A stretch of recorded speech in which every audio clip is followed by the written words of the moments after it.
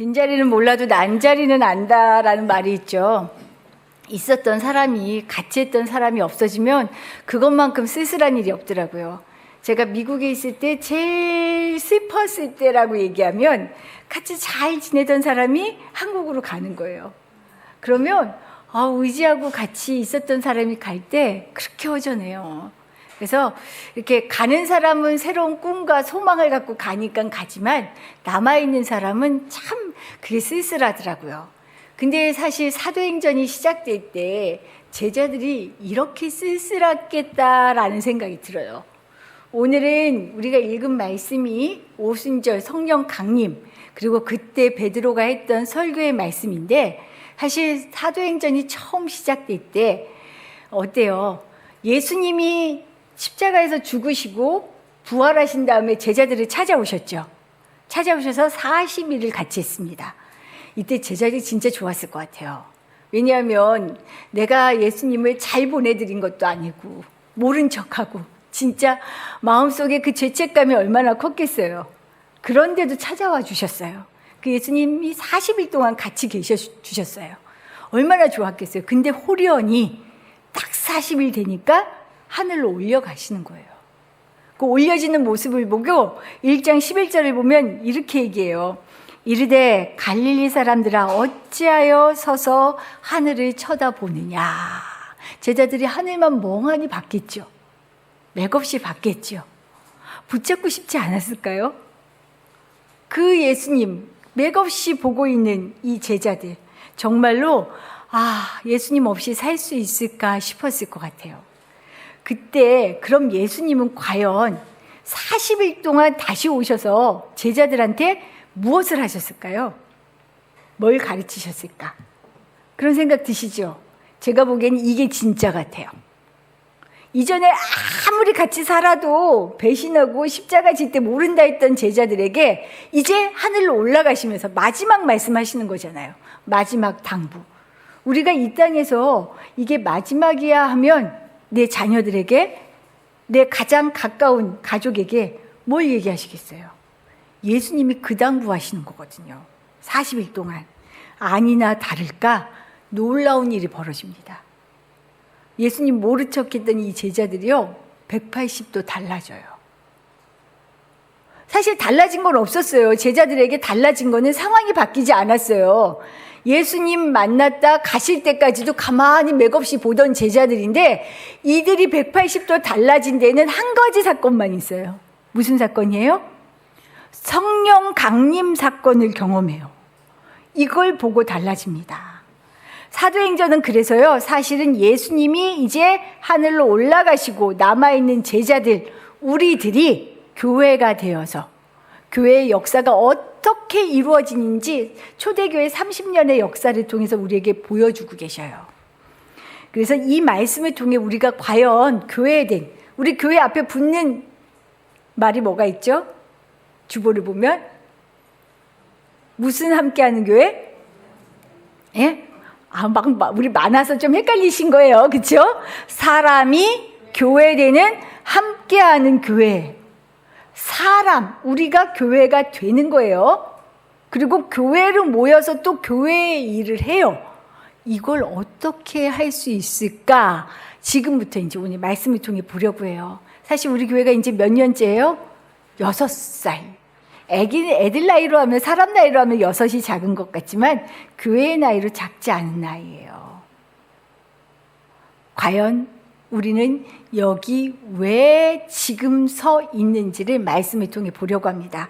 먼저는요, 성령이 임하시면 일이 시작됩니다. 성령이 임하시면. 예수님이 하늘로 올려지시기 전에요, 마지막으로 제자들에게 하신 말씀이 뭔지 아세요? 아주 유명한 말씀. 웬만한 신앙의 연수가 있는 분들은 달달 외워지는 말씀, 사도행전 1장 8절입니다. 우리 같이 한번 읽어볼게요. 오직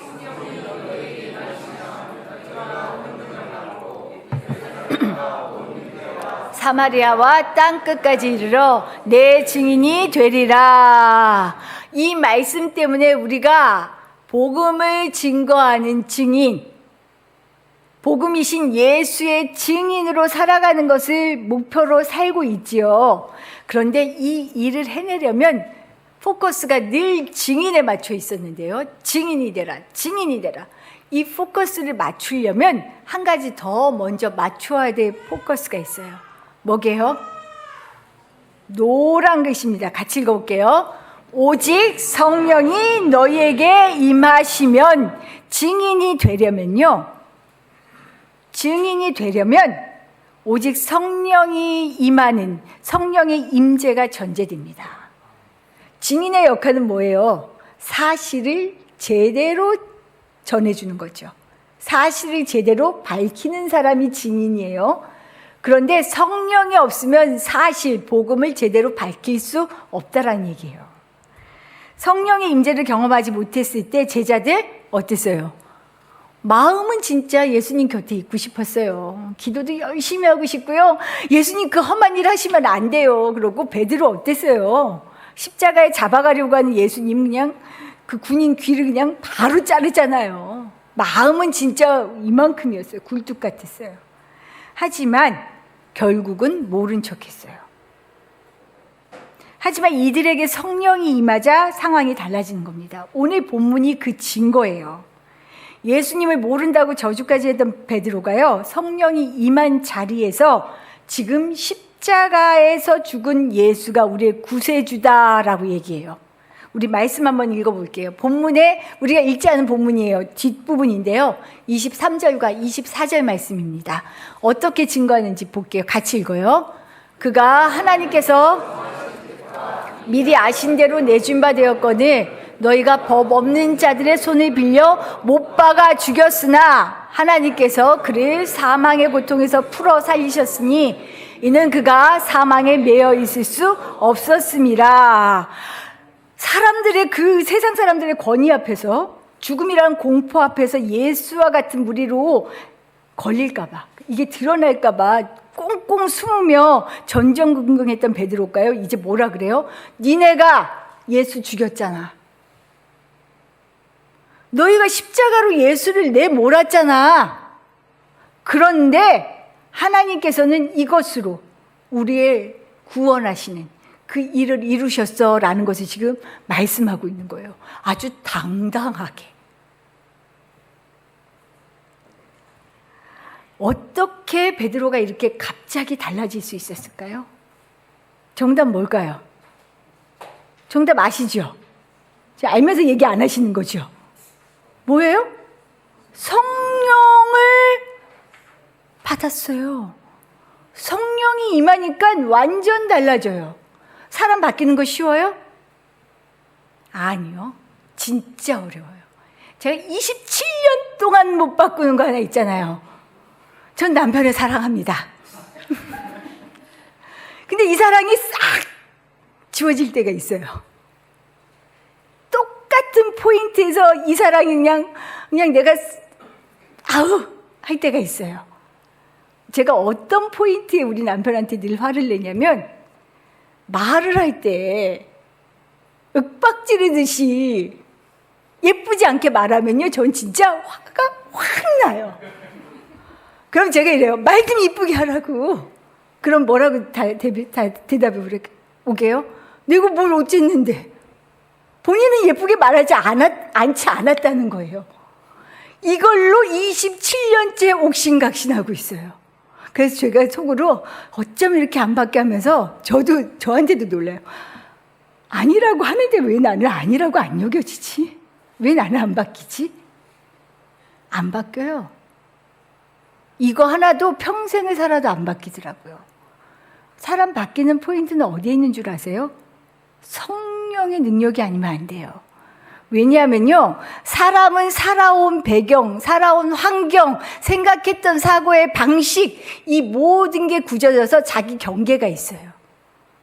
근데 이 경계를 허무는 것은 성령이 외에는 아무도 없어요.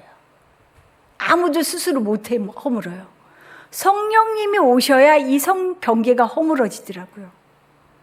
지금 예수의 영에 취한 사람, 성령으로 충만한 사람이 되었기 때문에 베드로가 바뀌었어요. 그래서 전적으로 성령의 이 도우심을 따라 지금 두려움이 거두어지고 당당하게 예수를 증거하며 너희들이 어떤 죄를 지었는지를 말하고 있는 거죠. 이렇게 성령이 임할 때에 일이 시작되어져요. 그런데 일은 시작되었다고 끝이 아니에요. 일이 시작됐으면요, 제대로 해야 끝이 맺어집니다. 일이 제대로 되어지는 건 역시도요, 성령으로만 가능해요.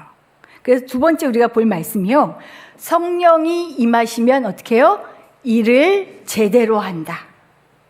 성령은 마음, 감정에 그치지 않아요. 우리가 가끔 매몰돼요. 성경 속에 나왔던 어떤 신비적인 성령의 이 은혜를 여기에 묶여 있을 때가 있어요. 당연히 있어요.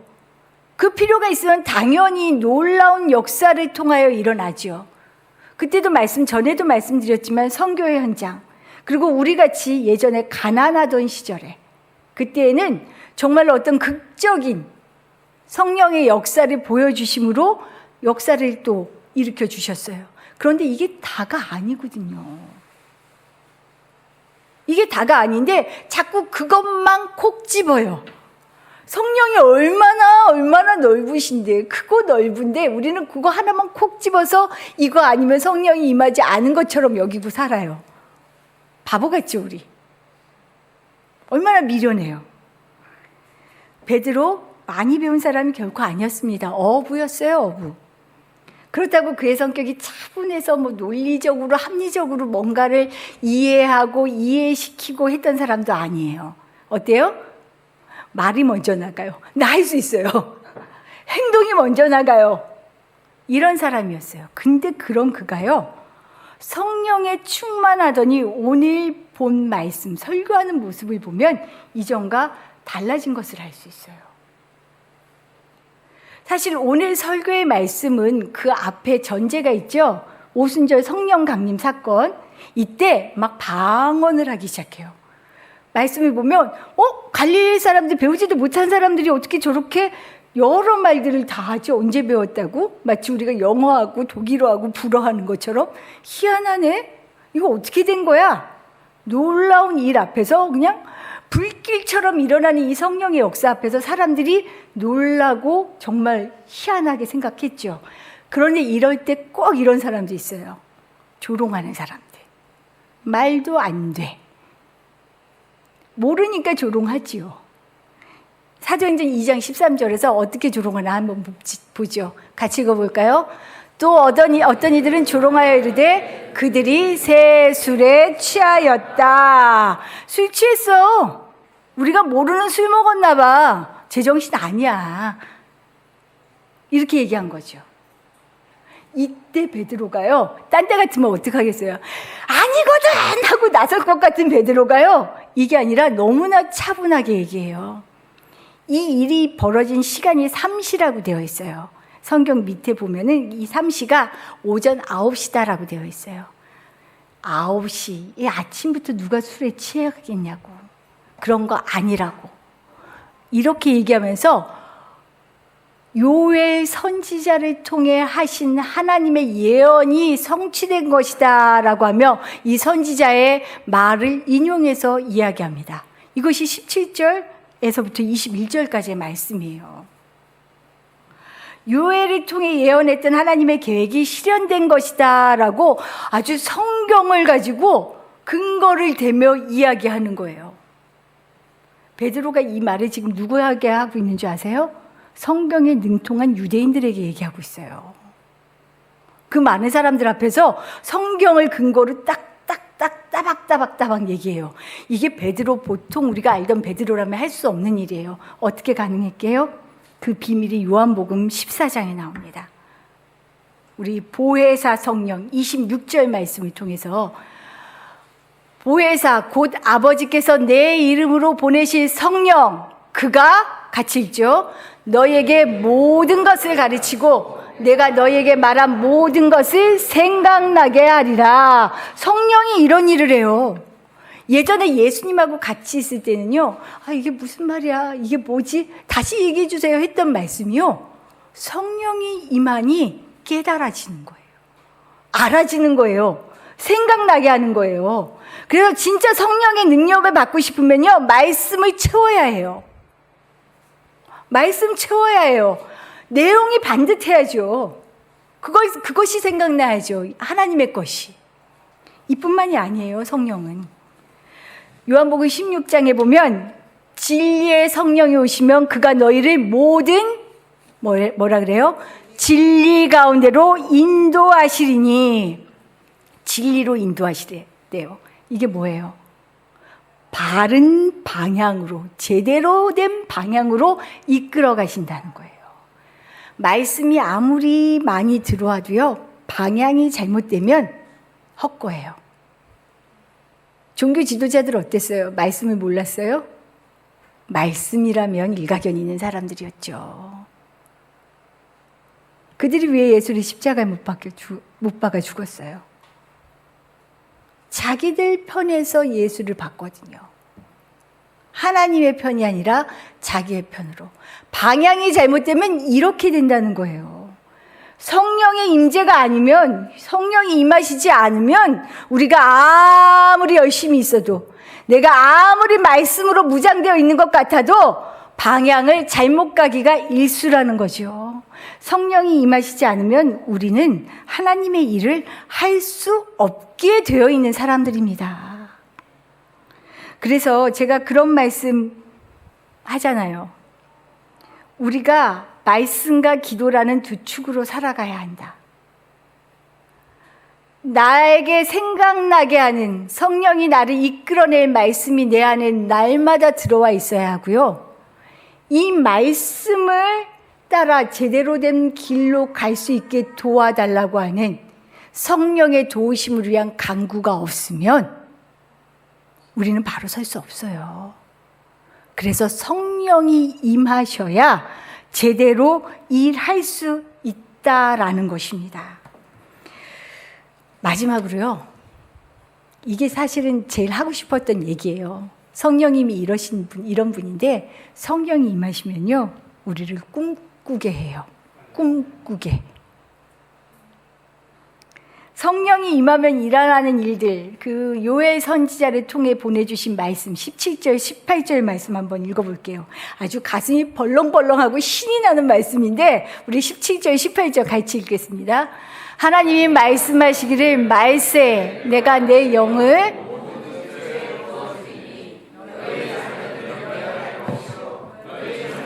환상을 보고 너의 늙은이들은 꿈을 꾸리라. 그때 내가 내 영을 내 남종과 여종들에게 부어주리니 그들이 예언할 것이요. 하나님께서 당신의 영을 누구에게 부어주신대요? 어떻게 되어 있어요? 노란 글씨 보니까 모든 육체에 부어주리니. 성령을 받는 사람은 제한된 게 아니에요. 육체가 있는 모든 사람에게 성령이 임한다라고 지금 말씀하고 계셔요. 예수님이 오시기 전 구약시대에는 선택받은 특별한 사람에게만 하나님의 영이 임한다고 했어요. 그런데 예수님 오심 사건이 이렇게 놀라워요. 이제 구분이 없어요. 모든 사람에게. 21절의 말씀을 보면요, 누구든지 주의 이름을 부르는 자에게 성령이 오셔요. 우리가 이런 시대를 살아가고 있어요. 남자나 여자나 아이나 어른이나 병든 자나 건강한 자나 가난한 자 부유한 자 배운 자 못 배운 자 가림이 없어요. 아무나 누구든지 성령이 찾아오셔요. 그래서 오늘 말씀을 통해서는요, 이것을 비유적으로 이렇게 얘기하죠. 종들에게도 내 영이 임한다. 뿐만 아니라 어때요? 아이부터 젊은이, 노인에 이르기까지 모든 세대를 막론하고 하나님의 영, 성령이 임한다는 것을 지금 보여주고 있어요. 그런데 이 가운데 제가 특별히 계층 중에 어디에다가 노란 색깔을 넣었죠? 너희의 늙은이들은 꿈을 꾸리라. 우리 늙은이라고 하지 마요. 이렇게 말하면 너무 이렇게 막대 먹은 것 같죠? 노인, 어르신이라고 얘기할게요. 어르신들이 꿈을 꾸리라. 사실 이거 기적이에요. 제가 어르신들 만나보니까요, 꿈이 없어요. 왜요? 늘 품고 살았던 사람들이 다 뿔뿔이 흩어지고요. 너무 외로워요. 거기에다 어때요? 그 100세 어르신이 제가 만났는데 그 어르신이 하시는 말씀이 있어요. 참 성품이 좋으세요. 근데 요만한 말에 자꾸만 서운해. 너무 서운해. 내가 힘이 없으니까 날 얕보는 것 같아. 자식들이고 뭐고 다 그런 것 같아. 소외감을 느껴요. 거기다 몸이 건강하면 괜찮은데 몸이 아프기 시작하면 어때요? 너무 아프신 분들의 한결같은 말씀이 뭔지 아세요? 이제 그만하고 싶어. 그만 살고 싶다는 거죠.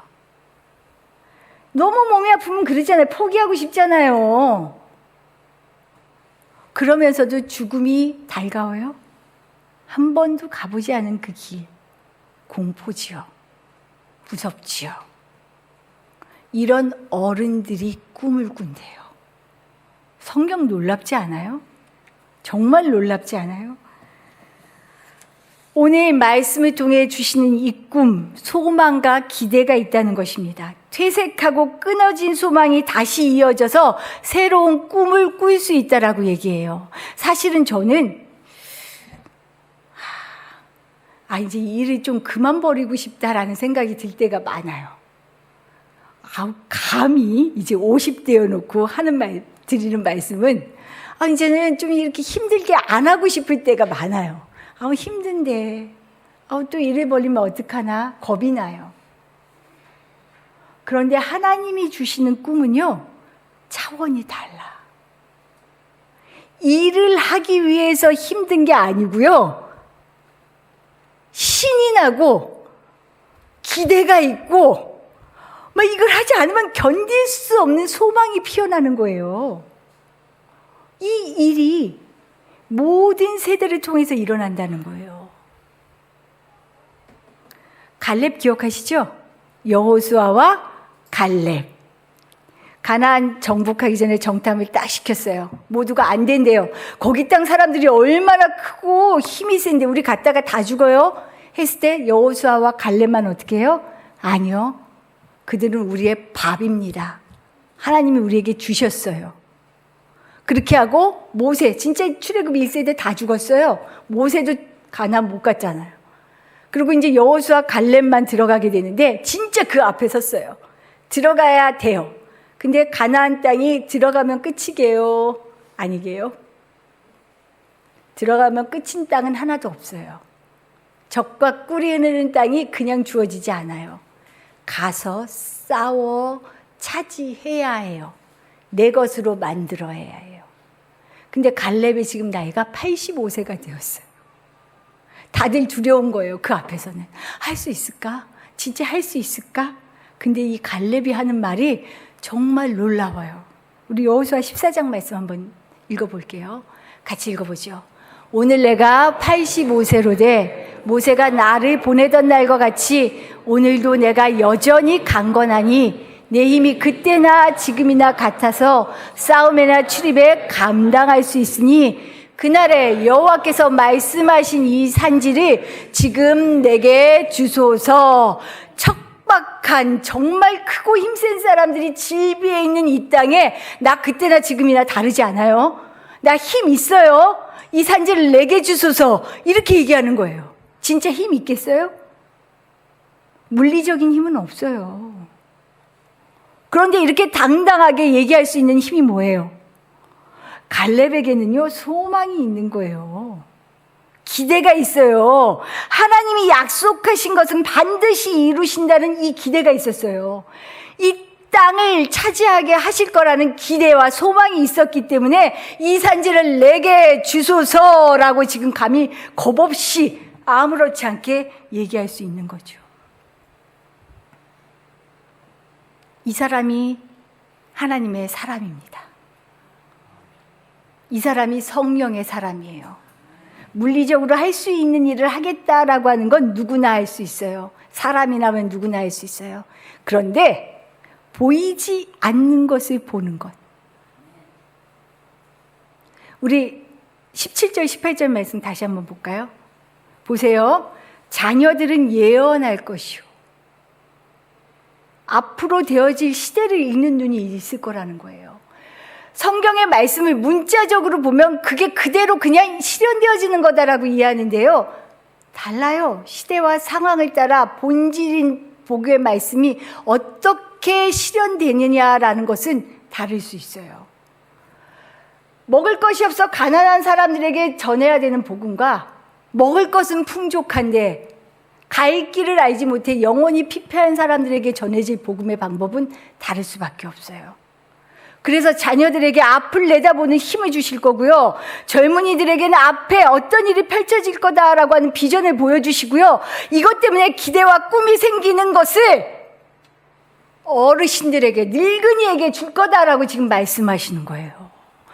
어떻게 하면요? 성령이 임하시면. 그래서 우리가 성령 안에 머물러야 합니다. 그럼 제가 마지막으로 성령 안에 머무르는 방법을 하나 알려드릴게요. 1급 비밀. 1급 비밀인데요. 이 1급 비밀이 어디 있냐면요. 하나님이 말씀하시기를 다음에 뭐라고 돼 있어요? 말세에. 저 때 말세였어요? 성령이 임했을 때? 말세 아니잖아요. 근데 이 시대의 제자들은 말세인 줄 알았어요. 예수님이 다시 오시리라 했을 때 금방 오실 줄 알았어요. 그래서 막 금방 오실 걸 준비하고 있었는데 어때요? 지금 2000년이 지나도 아직 오시진 않았어요. 근데 지금도요, 교회에서 종종 다들 말씀 많이 하세요. 아유, 이것 봐.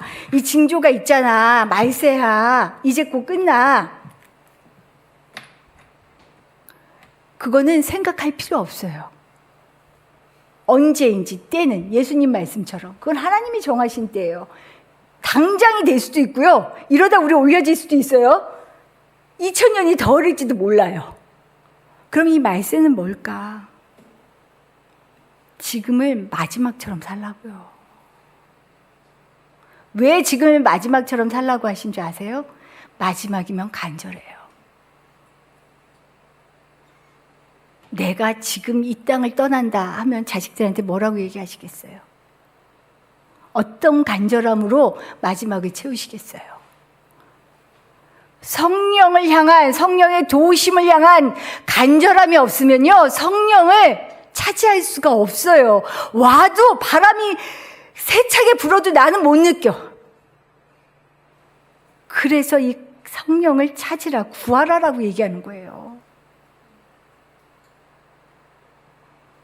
우리 인생과 교회에 성령의 바람이 불 것입니다. 와, 아멘을 안 하셔요. 이거 제가 강요하는 거 아니에요. 우리 인생과 교회에 성령의 바람이 불 것입니다. 이 성령의 바람을 알아채지 못하면 불어도 소용없어요. 지금 다 멀쩡히 걸어 다니니까 살았다고 생각하세요? 제 눈에는 마른 뼈들이 보이는데요. 미칠 것 같은데요? 세상을 보면 숨 넘어갈 것 같은데 어떡하세요?